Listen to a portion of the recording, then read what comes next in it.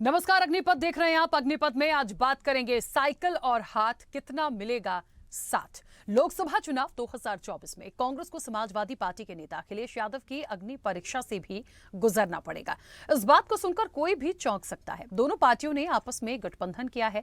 Samajwadi party ने कांग्रेस को 17 सीटें दी हैं, जिनमें रायबरेली और अमेठी भी शामिल है। सपा और कांग्रेस के लिए अगली चुनौती प्रचार अभियान के लिए जमीन पर समन्वय सुनिश्चित करना और लोकसभा चुनाव में एक दूसरे को वोट ट्रांसफर करना होगा। 2019 के लोकसभा चुनाव में रायबरेली को छोड़कर कांग्रेस के हाथ यूपी में एक भी सीट नहीं लगी थी। इस चुनाव में सपा और बसपा के बीच गठबंधन हुआ था।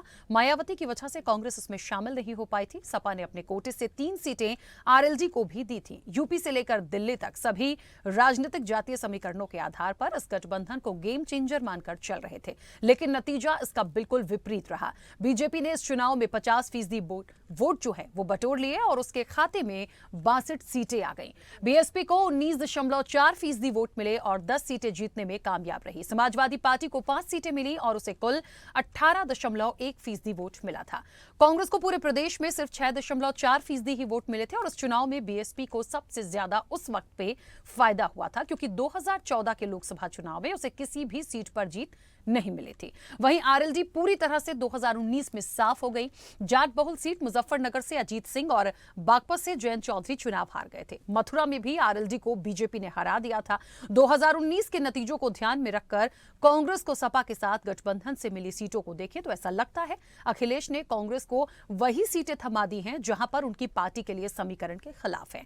अब सोचने वाली बात देखिए ये भी है कि जिन सीटों पर मुख्य विपक्षी दल समाजवादी पार्टी ही कमजोर है, वहां पर पूरे प्रदेश में 6% वोट पाने वाली कांग्रेस क्या कुछ कर पाएगी। इन सीटों पर कांग्रेस का संगठन तो गायब ही है, लेकिन बीते कई चुनावों के आंकड़े भी कांग्रेस को चिढ़ाते से नजर आते हैं। लेकिन इन सीटों के जातीय समीकरणों को भी देखें तो ऐसा लगता है तो भी सपा कांग्रेस के गठबंधन के लिए राह आसान नहीं दिखती है। यूपी में सबसे बड़ी आबादी ओबीसी में आने वाले यादवों की है, जो समाजवादी पार्टी की सबसे बड़ी ताकत है, लेकिन यादवों के साथ मुसलमान का जो वोट है वो भी समाजवादी पार्टी का आधार रहा है। ऐसे में प्रचार अभियान के लिए जमीन पर समन्वय सुनिश्चित करना और लोकसभा चुनाव में एक दूसरे को वोट ट्रांसफर करना भी किसी चुनौती से कम नहीं होगा। इसी पर चर्चा को आगे बढ़ाएंगे। कुछ प्रतिक्रिया है, पहले वो सुनाते हैं। उत्तर प्रदेश के 80 लोकसभा क्षेत्रों में यशस्वी हमारे राष्ट्रीय अध्यक्ष श्री अखिलेश यादव जी के यशस्वी नेतृत्व और मार्गदर्शन में पीडीए विचारधारा के साथ, समाजवादी आंदोलन नीतियों और संघर्षों के साथ, किए गए पूर्व में विकास कार्यों के साथ इंडिया गठबंधन पूरी तरह से जमीनी स्तर पर संगठनात्मक रूप से मजबूत है। भारतीय जनता पार्टी की सामंती और सांप्रदायिक शक्तियों को 2024 में सत्ता से बेदखल करने के लिए एक एक समाजवादी पार्टी का नेता, कार्यकर्ता और इंडिया गठबंधन के जो सहयोगी साथी हैं, सभी लोग पूरी तरह से तैयार हैं। और समाजवादी पार्टी के लिए खुशी की बात है कि यशस्वी हमारे राष्ट्रीय अध्यक्ष श्री अखिलेश यादव जी के साथ उत्तर प्रदेश की महान जनता पूरी तरह से मुस्तैद है और भारतीय जनता पार्टी से लड़ने के लिए तैयार है। उत्तर प्रदेश में कांग्रेस और समाजवादी पार्टी का गठबंधन हुआ है, मतलब हो चुका है। इसमें हम ये कह सकते हैं कि उत्तर प्रदेश में कांग्रेस का कुछ भी नहीं बचा है। कांग्रेस के बड़े बड़े लीडर भी जमानत बचाने में मुश्किलों का सामना करना पड़ेगा और समाजवादी पार्टी धीरे धीरे टूट रही है। अभी राज्यसभा चुनाव में उसके 7 विधायक टूट गए। अभी लोकसभा चुनाव आते आते और भी कितने समाजवादी पार्टी के बड़े लीडर टूटेंगे। उत्तर प्रदेश के चलिए, गठबंधन तो हो गया और गठबंधन के बाद अब पूरी जो तैयारी है वो चुनाव की है।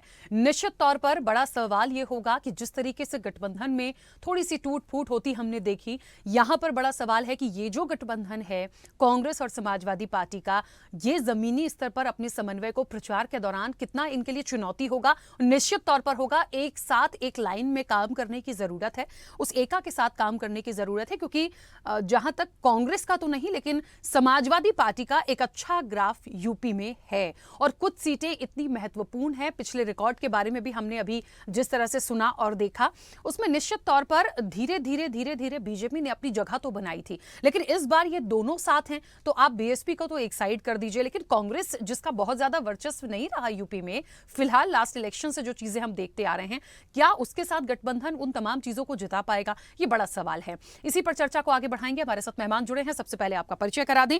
भारतीय जनता पार्टी का पक्ष रखने के लिए गौरव मिश्रा हमारे साथ जुड़े हैं। गौरव जी, बहुत स्वागत चर्चा में जुड़ने के लिए। सपा का पक्ष रखने के लिए मीसम जैदी हमारे साथ जुड़े हैं। मीसम जी, आपका भी बहुत स्वागत है। और कांग्रेस का पक्ष रखने के लिए तमजीद अहमद हमारे साथ जुड़े हैं।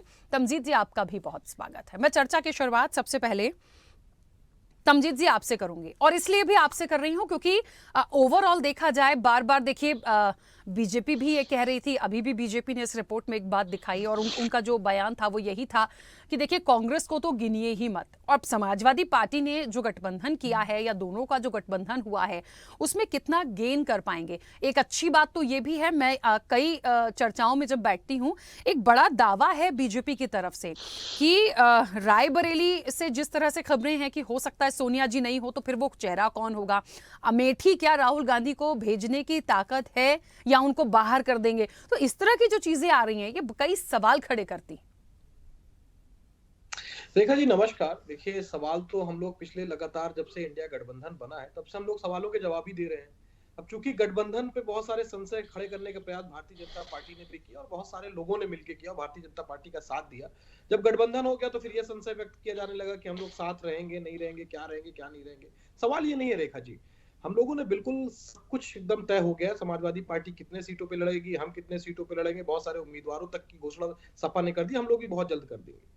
लेकिन जिनके खुद के घर शीशे के होते हैं वो दूसरों घरों पे पत्थर नहीं चलाते हैं। भारतीय जनता पार्टी में किस तरीके का घमासान मचा हुआ है कि कल सीईसी की बैठक हुई, उसके बावजूद भी किसी फैसले पे नहीं पहुंच पाए।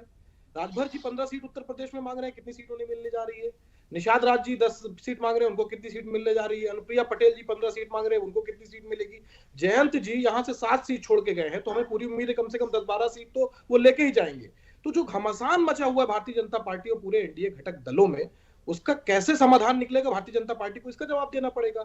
हमारा तो सब तय हो गया है, हम 17 सीटों पे लड़ेंगे, बाकी सीटों पे समाजवादी पार्टी लड़ेगी। और सतह स्थल पे भी हर जगह हम लोगों को सूचना दे दी गई है, नीचे के नेताओं को भी सूचना दे दी गई। सब लोग समन्वय बना के, जिला स्तर पे समन्वय बना के सब लोग एक साथ चुनाव लड़ेंगे। कोई कंफ्यूजन की स्थिति नहीं। आम आदमी पार्टी के साथ भी हमारी घोषणा हो गई है और जहां बचा वहां पे बहुत जल्द हो गई है। ये सवाल अब भारतीय जनता पार्टी से पूछे जाने चाहिए। ये 400 पार का दावा कर रहे हैं कि हम 400 पार सीट जीतेंगे और 400 सीटों पे इलेक्शन भी नहीं लड़ने जा रहे हैं। कैसे 400 पार जीतेगी? लेकिन बीजेपी ये भी कह रही है, अभी देखें ना, उन्होंने कहा राज्यसभा के इलेक्शन को देख लीजिए आप, यहां से भी आपके 7 लोग टूट गए, तो मतलब आप वो समन्वय बना के रख पाएंगे गठबंधन? तो ठीक है, ये बीजेपी के ही सवाल है, उनसे तो मैं पूछूंगी ही। नहीं, देखिए कहां कंफ्यूजन है भाई। देखिए कुछ चंद विधायकों के इधर उधर हो जाने से वो भी किस तरीके का दबाव डाला गया। हमारे हिमाचल प्रदेश के विधायकों को पंचकिला में जाके बंधक बना लिया गया। यहाँ उत्तर प्रदेश के अंदर किस तरीके कारनामे किए, किस तरीके का दबाव ईडी सीबीआई के जरिए डाला गया, किसी से छुपा नहीं है। तो भारतीय जनता पार्टी इसी क्रोनोलॉजी को और आगे बढ़ाना चाह रही है, किसी तरीके से दबाव बना के, किसी तरीके का प्रेशर डाल के। आप क्या देख रही है रेखा जी, सारे विपक्ष के नेताओं को इस समय सीबीआई ईडी का नोटिस चुनाव के पहल पे मिला हुआ है। आप इसका मतलब समझिए। लेकिन एक बात और मैं स्पष्ट कर देना चाहता हूँ, कोई झुकने वाला नहीं है, कोई डरने वाला नहीं है, और न तो कोई इनसे डर के भागने वाला है। 2024 का चुनाव प्रधानमंत्री मोदी जी का प्रधानमंत्री के रूप में आखिरी चुनाव होने जा रहा है, ये मैं आपसे स्पष्ट रूप से कह देना चाहता हूं। आप इनकी हताशा की स्थिति देखिए कि अखिलेश जी को नोटिस भेज रहे हैं, राहुल जी को नोटिस भेजा जा चुका है, तेजस्वी यादव जी को नोटिस भेजा जा रहा है। आप समझिए कि हताशा की स्थिति क्या है। भारतीय जनता पार्टी का विश्वास पूरी तरीके से जनता के ऊपर उठ चुका है। उन्हें पता है कि जनता इनको इस बार हराने जा रही है, तो इसी वजह से ये अपनी जितनी सीबीआई ईडी का इस्तेमाल करना है 2024 तक कर ले, उसके बाद फैसला जनता करके दे देगी। और उसके बाद जितना इन्होंने भ्रष्टाचार किया है, अन्याय किया है, अत्याचार किया, उन सब का हिसाब किताब जनता खुद करेगी। चलिए ठीक है, वापस आऊंगी आपके साथ। सर एक चीज आपको थोड़ा सा करेक्ट करूंगी, मेरा नाम राखी है, वो 3 बार हुआ इसलिए मुझे बोलना माफ कीजिएगा, कोई बात नहीं, माफ कीजिएगा, इट्स ओके, 3 बार हुआ इसलिए मैं बोल रही हूँ, ठीक है। नहीं, माफ कीजिएगा और मुझे लगता है मीसम जी आवाज पहुंच रही है मेरी? मीसम जी आवाज पहुंच रही है? हाँ जी, मैं सुन रही हूँ। आप कितनी बड़ी चुनौती कांग्रेस के लिए व्यक्तिगत रूप से है? मैं व्यक्तिगत रूप से इसलिए पूछ रही हूं कि 17 सीटें आपको मिली हैं और निश्चित तौर पर देखिए समाजवादी पार्टी का जो वोट बैंक होगा, अब तो आप लोग क्योंकि गठबंधन में है तो मैं एक ही समझूं, लेकिन नहीं, फिर भी आपका जो है वो सवाल गलत है। मैं समाजवादी पार्टी का पक्ष रख रहा हूँ, ये तो आप सवाल कांग्रेस से करिए। हेलो। हेलो। हाँ, ये सवाल आपका कांग्रेस से होना चाहिए, मैं तो समाजवादी पार्टी का पक्ष रख रहा हूँ। मीसम जी, हाँ जी। आप सपा से ही है ना? हाँ जी। ठीक है, चलिए। तमजीद जी से मेरी इससे पहले बात हुई है, ठीक है?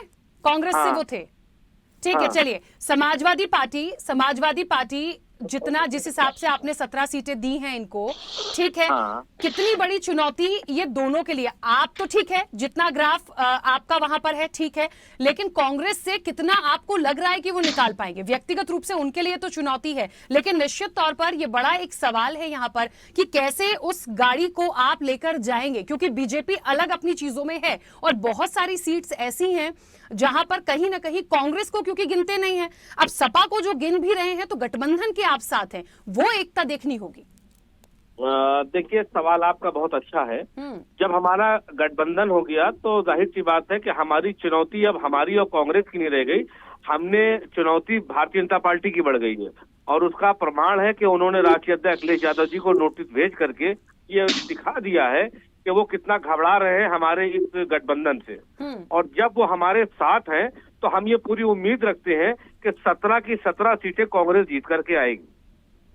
और ये चुनौती भारतीय जनता पार्टी के लिए बढ़ गई है, क्योंकि अगर ये चुनौती न बढ़ी होती तो चुनाव के मौसम में वो इस तरह से नोटिस भेज करके अपनी हताशा को न दिखाते। और नोटिस भेजने की वजह यह है कि भारतीय जनता पार्टी घबरा गई है, क्योंकि अब वो चुनौती सीधे सीधे जनता के बीच में है। और जनता का ये फैसला था कि हम गठबंधन करें, क्योंकि जिस तरह से जो भी वादे भारतीय जनता पार्टी ने अब तक के किए थे वो कोई भी वादा पूरा करने में असमर्थ रही है, जिसकी वजह से हम जनता के बीच जाएंगे और जा करके उन्हीं वादों को और उन्हीं मुद्दों को, उन सारी बातों को याद दिलाएंगे जो भारतीय जनता पार्टी ने उनके साथ 10 सालों से छल करती चली आ रही है। अच्छा, क्या और रही ये बात एकता? कांग्रेस की, हाँ। कांग्रेस की, जो आपने कांग्रेस का सवाल पूछा, तो मैं फिर से एक बार आप बता दूं कि ठीक था, अगर कांग्रेस या हम अलग अलग होते तो हो सकता था कि चुनौतियां हमारे लिए भी बढ़ जाती और कांग्रेस के लिए भी बढ़ जाती। बिल्कुल। जब हम और कांग्रेस साथ आ गए हैं तो ये आपका सवाल हमसे ना हो करके ये सवाल भारतीय जनता पार्टी से होना चाहिए। नहीं, लेकिन एक बात बताइए, कांग्रेस को कहीं गिना नहीं जाता, लेकिन अब वो आपके साथ है और 17 सीटें समाजवादी पार्टी ने उनको दी हैं, तो चुनौती गठबंधन की तो होगी। अब बीजेपी के लिए कितनी बड़ी चुनौती, अब उनका नंबर आएगा तब पूछूंगी ना, मैं समझी, मैं उनका नंबर तो आने जीते तब उनसे पूछूंगी। लेकिन बीजेपी को ये पूरा कॉन्फिडेंस है कि आप लोगों की जो टूट फूट है, ये जमीनी स्तर पे जो समन्वय देखा जाना चाहिए, जो उम्मीदें हैं, उसको पहले आप लोग संभाल लीजिए, इसलिए बीजेपी को कोई चुनौती नहीं लगती है। उनसे तो मैं पूछूंगी। देखिए, ऐसा बिल्कुल सच बात है, बीजेपी को चुनौती इसकी लगती है, बीजेपी पूंजीपतियों वाली पार्टी है, संघपतियों वाली पार्टी है, उनके पास अपार दौलत है, वो किसी को भी खरीद सकते हैं, पर आम जनता नहीं बिकने वाली है। ये लोग जो बेचे गए, जो खरीदे गए, तो ये तो सामने से दिखता है, भारतीय जनता पार्टी का चरित्र उजागर करता है, चेहरा, उनकी कथनी, उनकी करनी, वो तो कहते हैं हम आम लोगों के साथ हैं। और एक उद्योगपति को जो बहुत बड़े बिल्डर हैं, उनको सिर्फ राज्यसभा भेजने के लिए भारतीय जनता पार्टी ने अभी तो ये छोटा सा मुजाहिरा किया है अपने पैसों का। ये छोटी सी लालच है जो जनता के सेवकों ने दिखाई है, तो क्या जनता उनको स्वीकार करेगी?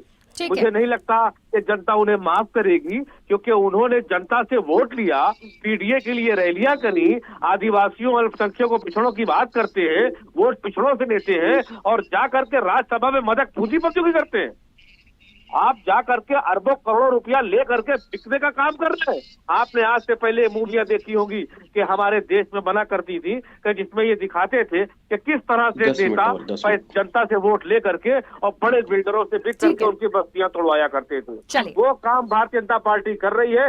लखनऊ में अकबर नगर तोड़ा जा रहा है, लोगों को कुचला जा रहा है और ये कहा जाता है कि ये जो हमारा अतिक्रमण है ये हमारा स्मार्ट सिटी के लिए है। अगर स्मार्ट सिटी के लिए आप किसी को मार दें, इसका जवाब जनता देगी तो सर। क्या वो गारा बनाया जा सकता है उनके खून से? एक तरफ जनता, एक तरफ, इसका जवाब वो देगी। और बीजेपी को कैसे चलना है ये बीजेपी से मैं पूछती हूँ। गौरव जी, अभी पिछली लास्ट चीजों को यदि उठा के देखा जाए तो एक समय था जब बीएसपी बहुत अच्छी थी, कुछ समय था कांग्रेस अच्छी थी, एक बहुत अच्छा समय था समाजवादी पार्टी थी, अब भारतीय जनता पार्टी है। तो निश्चित तौर पर सारी चीजों को देखते हुए कांग्रेस को जरूर अभी कुछ लास्ट की चीजों को देखा जाए तो बिल्कुल कांग्रेस उतना अच्छा परफॉर्मेंस अपना उत्तर प्रदेश में नहीं कर पाई, ये बात सच है। समाजवादी पार्टी मुख्य विपक्षी दल के रूप में है, लेकिन अब ये एक साथ हैं और जातिगत समीकरणों को उठाकर भी देखा जाए तो इन्हें लगता है इन दो लोगों की ये बहुत बड़ी ताकत है, जिसमें से 17 सीटें को कहीं ना कहीं कांग्रेस को देना अपनी बहुत बड़ी ताकत समझ रहे हैं।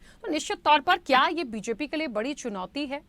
वो कह रहे हैं, क्योंकि दोनों ही मेहमानों का ये कहना है कि सवाल बीजेपी से करिए, हमें दिक्कत नहीं है, चुनौती बीजेपी के लिए। हाँ राखी जी, देखिए भारतीय जनता पार्टी कभी भी किसी भी सीट को आसानी से नहीं लेती, उसे चुनौती ही मानती है, इसीलिए 365 दिन 24 घंटे चलती है।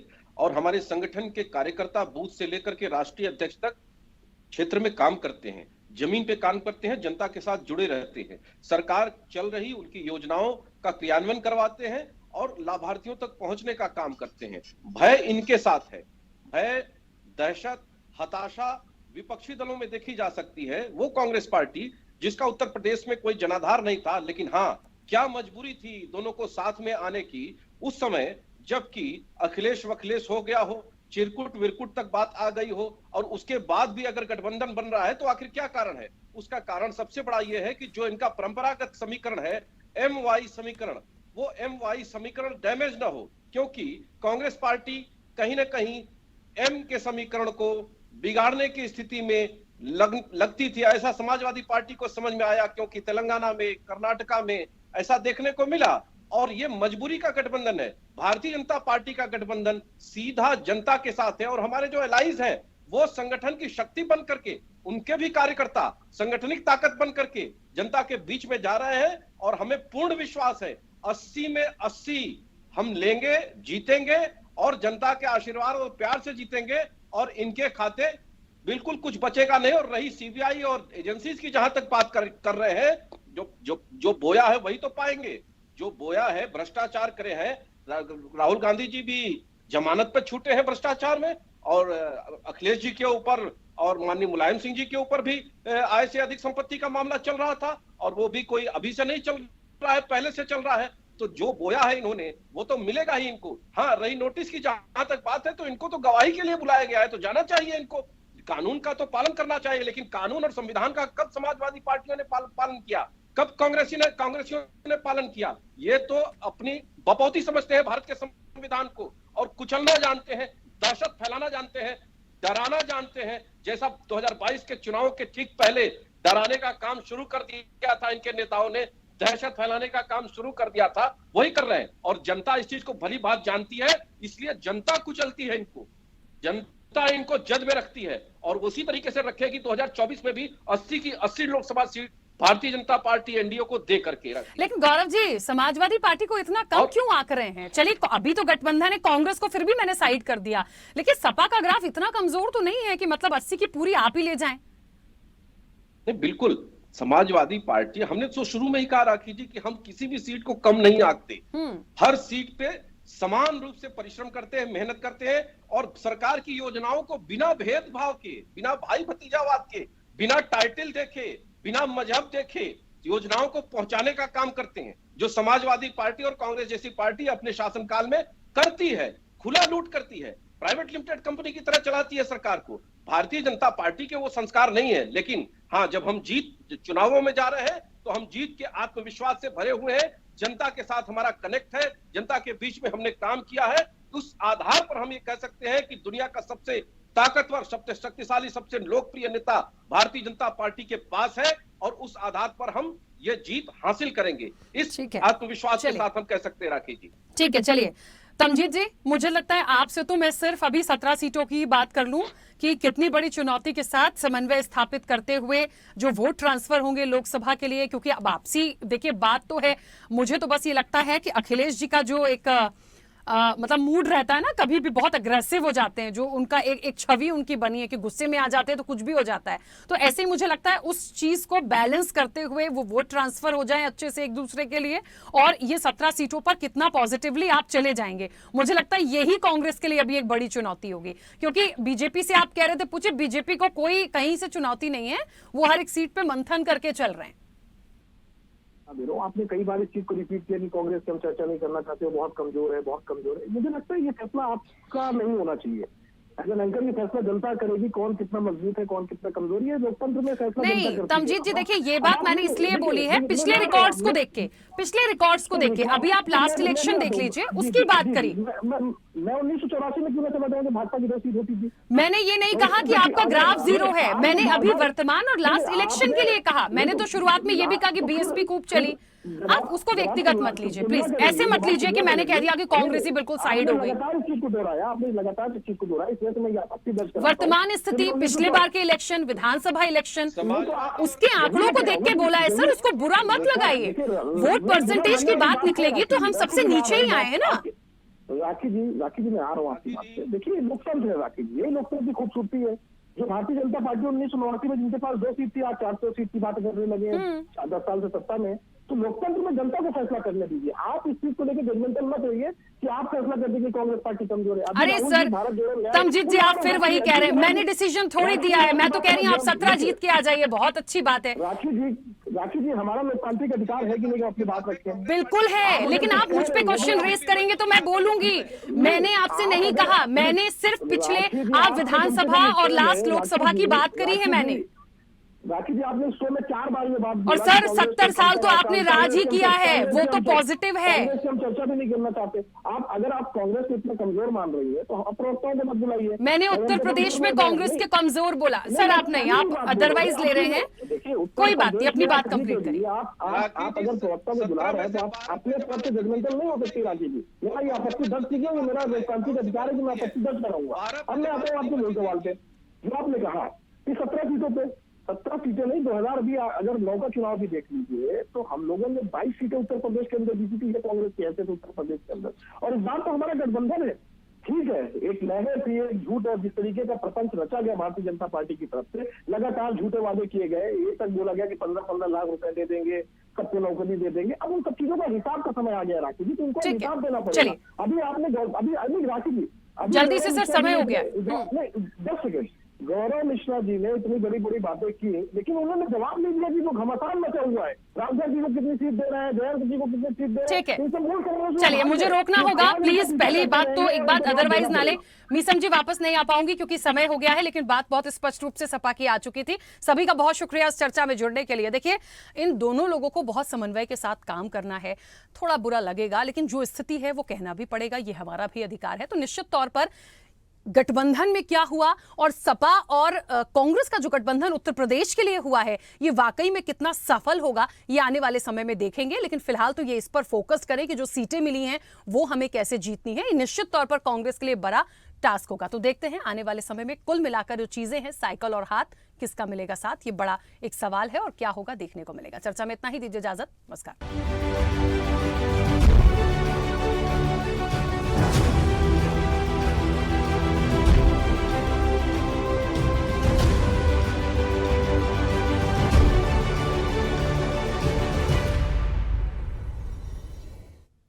ऐसे ही वीडियोस के लिए लाइक करें, शेयर करें, फॉलो करें। YouTube पर जाकर सब्सक्राइब कर बेल आइकन दबाना ना भूलें और ताजा अपडेट्स के लिए swedeshlive.com पर जरूर जाएं।